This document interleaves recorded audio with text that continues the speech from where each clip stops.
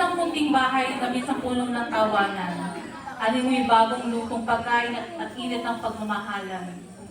Unti-unting napalitan ng tunog ng pag-aalala, pagod at takot. Sa gabing ito, isang pamilya ang naharap sa katotohanan hindi kayang takasan ng kahit na sino mang nagmamahal. Ang pagkawala ng isang ina.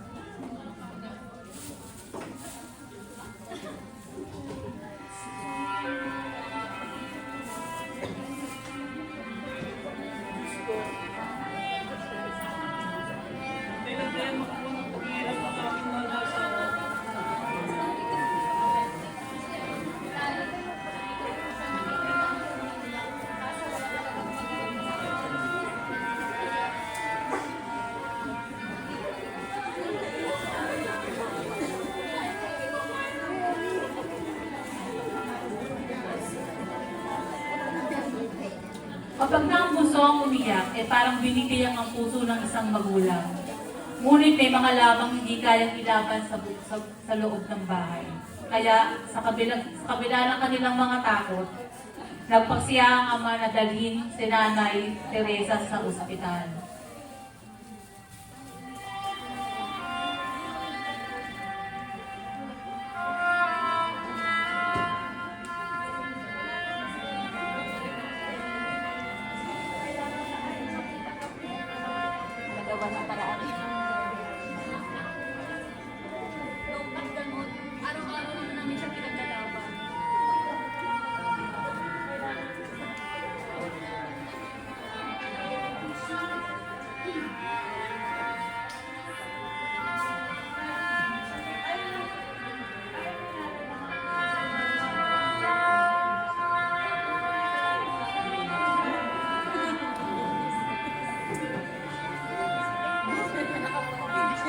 Ka na?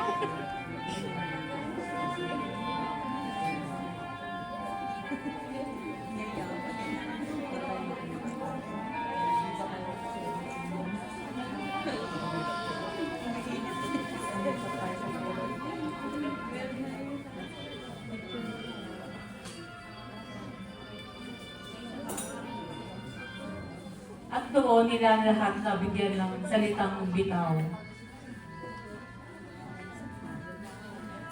Hindi dahil ayaw nila, kundi dahil mahal nila.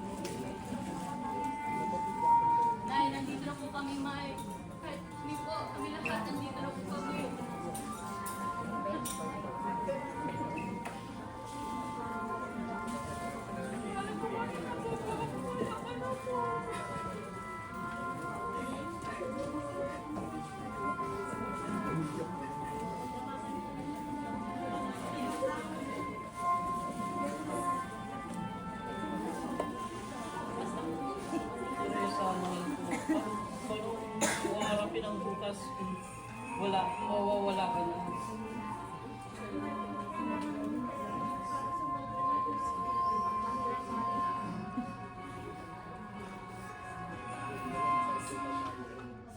At sa bawat salitang iyon, parang pinipilas ang puso ng kanilang mga anak. Ngunit iyon ay kagandahan ng isang ginang nagmamahal. Kahit sa huling sandali, iniisip pa rin niya ang kapakanan ng mga naiwan.